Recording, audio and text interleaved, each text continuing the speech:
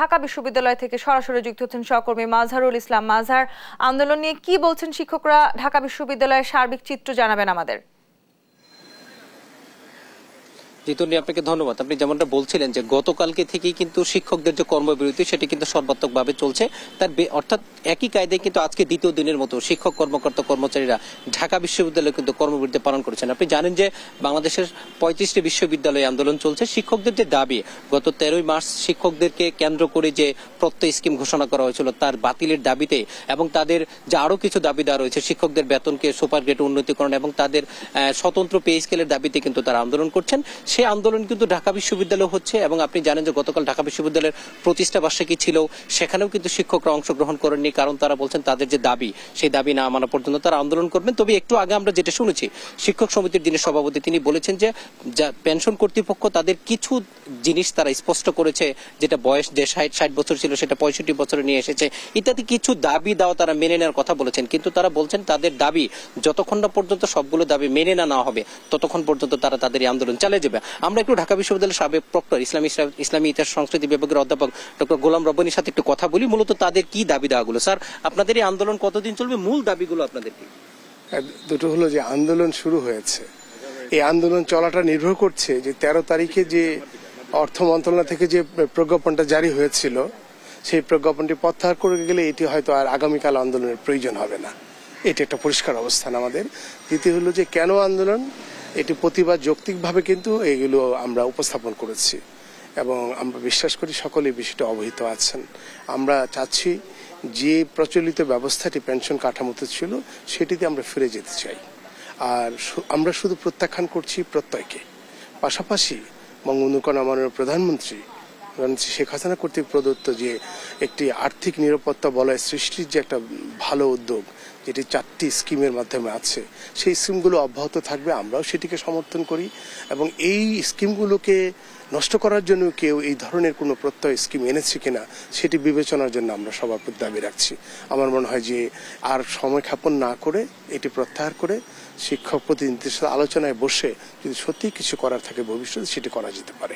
Sir, আমরা আরেকজন একটু শিক্ষকের সাথে কথা বলি, যিনি ঢাকা বিশ্ববিদ্যালয়ের শিক্ষক, তার সাথে। ম্যাডাম, আপনাদের মূল দাবি দেওয়াগুলো আসলে স্যার যেটা বলছিলেন, আসলে এই দাবি দেওয়াগুলো আপনারা কত মানে মেনে নিলে আন্দোলনে কতটুকু চালাবেন? এই আন্দোলন আপনাদের আর কতদিন চলবে মূলত? ধন্যবাদ। আসলে আজকে 2 জুলাই, আজকে এই বিশ্ববিদ্যালয় প্রাঙ্গণে নতুন শিক্ষার্থীদের কলরবে পরিপূর্ণ থাকার কথা ছিল। আমি ছাত্র উপদেষ্টা, আমার সকাল 10টায় প্রোগ্রাম ছিল, তাদেরকে আমার বিভাগ, আমার শিক্ষক, তাদের সকলের সাথে পরিচয় করিয়ে দেওয়া, সেগুলো আমি কোনোটাই করতে পারিনি এবং আমার মনের মধ্যে কিন্তু অনেক কষ্ট।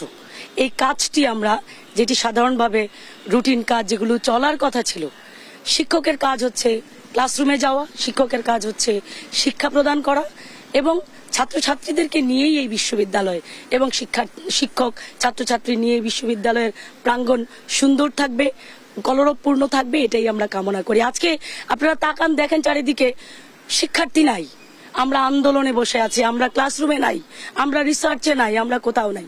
আমাদের এই কষ্টের কথা আমরা কোথায় রাখবো? আমি শুধু এইটুকুই বলবো, আমাদের উপর যে চাপিয়ে দেওয়া যে বৈষম্যমূলক যে প্রত্যয় স্কিম, সেই স্কিমটি বাতিল করুন, এটি প্রত্যাহার করুন। আমাদের যে শিক্ষকদের দাবি সেগুলো দ্রুত নিষ্পত্তি করুন এবং আমি আমার ভরসা প্রধানমন্ত্রী জননেত্রী শেখ হাসিনার উপর।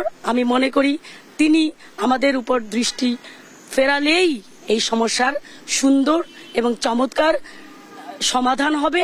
এবং শুধু তাই নয়, আমার কাছে খুব কষ্ট লাগে যে মার্চ মাস স্বাধীনতার মাস, সেই স্বাধীনতার মাসে শিক্ষকদের উপরে, এই ঢাকা বিশ্ববিদ্যালয়ের শিক্ষকদের কতটুকু অবদান এই বাংলাদেশের তৈরির জন্য, সেই মার্চ মাসে আমাদের উপরে এই শিক্ষক, ঢাকা বিশ্ববিদ্যালয় সহ পাবলিক বিশ্ববিদ্যালয়গুলোর শিক্ষকদের উপরে এইভাবে প্রত্যয় স্কিম চাপিয়ে দেওয়া, এটি কোন দুরভিসন্ধির ফল? এগুলোকে অবশ্যই আমি আহ্বান করব, আপনারা খতিয়ে দেখবেন, আপনারা এটি দেখবেন এবং আমাদেরকে এই প্রত্যয় স্কিম থেকে বের করে আমরা যেখানে ছিলাম আমরা সেখানে ভালো আছি, আমাদের পরবর্তী সন্তানরা সেখানেই ভালো থাকবেন, এটাই আমরা মনে করি। ধন্যবাদ। আপনি যেমনটা শুনছিলেন যে তাদের যে দাবি দেওয়াগুলো সেগুলো মেনে নিলে তারাও চান না তাদের এই কর্মবিরতি চলুক, তারাও চাচ্ছেন ঢাকা বিশ্ববিদ্যালয়ের যে প্রাণাঞ্চল শিক্ষার্থীকে নিয়ে সেটি চলমান থাকবে এবং তাদের একটি দুটি দাবি না, সমস্ত দাবি পেনশন কর্তৃপক্ষ সরকার মেনে নেবে, এটি কিন্তু তাদের শেষ দাবি এবং তারাও চাচ্ছেন দ্রুত সময়ের মধ্যে বিশ্ববিদ্যালয় সচল হোক এবং শিক্ষার্থীদের নিয়ে তারা তাদের ক্লাসে ফিরে যাবেন। এই ছিল ঢাকা বিশ্ববিদ্যালয় থেকে শিক্ষকদের আন্দোলন সম্পর্কে আমার কাছে সর্বশেষ তথ্য। তন্নি।